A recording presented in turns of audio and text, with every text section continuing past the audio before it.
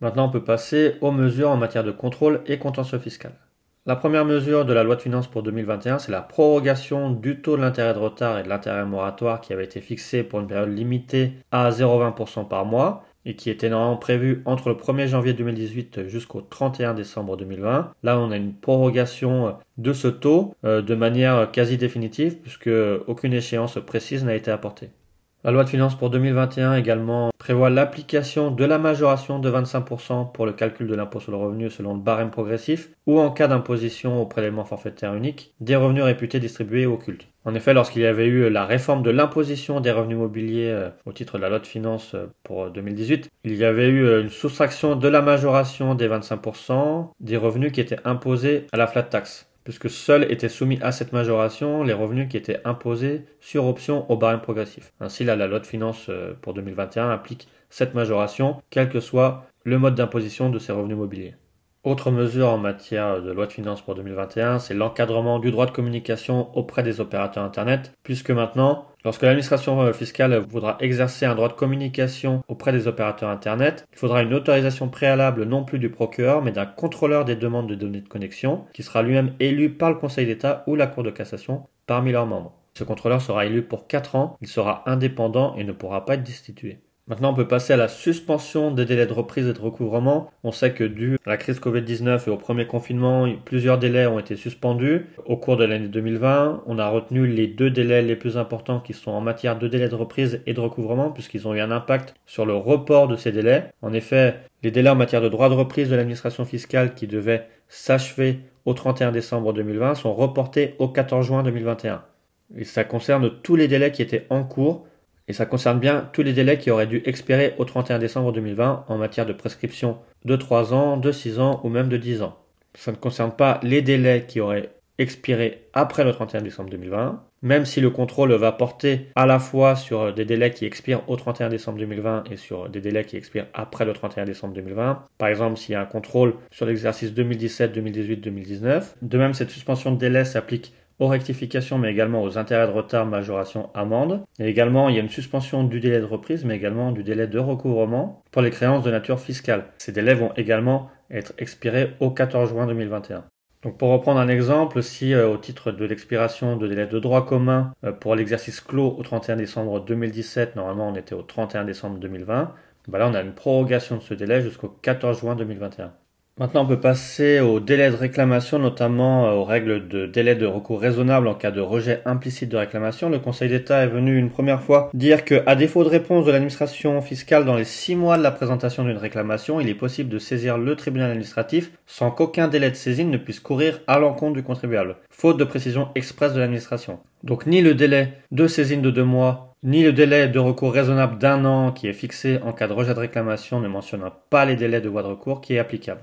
Ainsi, en pratique, tant qu'aucune décision expresse ne sera notifiée au contribuable, il ne peut pas y avoir de prescription de la réclamation qui pourra être opposée au contribuable. Il pourra saisir le tribunal administratif plus d'1 an après ce rejet implicite de sa réclamation. Alors cet avis du Conseil d'État a été suivi par une décision du Conseil d'État également en matière d'application de la règle du délai de recours raisonnable en cas de rejet implicite de réclamation. Et là, le Conseil d'État a estimé qu'en cas de rejet implicite de la réclamation sur le recouvrement de l'impôt, le contribuable dispose, s'il n'a pas été informé des voies et délais de recours, d'un délai d'1 an maximal pour saisir le juge. Donc cette solution est différente de celle adoptée qui est en matière de contentieux fiscal d'assiette, dans lequel, là, comme on l'a vu précédemment, le Conseil d'État estime qu'il n'y a aucun délai de recours qui court en l'absence de décision expresse de rejet de la réclamation. Toujours en matière de contrôle fiscal, le Conseil d'État est venu rappeler que l'administration fiscale a une obligation d'expliciter le calcul des pénalités qui sont mises à la charge de la société mère d'un groupe intégré. En effet, la société mère de ce groupe doit être informée des modalités de calcul des pénalités qui ont été mises en œuvre par l'administration fiscale. Donc l'administration fiscale doit indiquer le montant des pénalités, mais également les modalités de détermination de ces pénalités, puisque celles-ci constituent une garantie permettant à la société mère de contester utilement les sommes qui seront mises à sa charge. Toujours en matière d'intégration fiscale, le Conseil d'État a également précisé la notion de vérification de comptabilité de la société tête d'un groupe intégré. Et précise bien que ne peut pas être regardé comme une vérification de comptabilité d'une société prise en tant que tête de groupe la combinaison du recueil d'éléments propres à cette société au cours de la vérification de comptabilité dont elle a fait l'objet dans sa qualité de société membre du groupe, d'un contrôle sur pièces effectué par l'administration à partir des déclarations de résultats d'ensemble du groupe et des informations obtenues par l'administration fiscale en réponse à ces interrogations.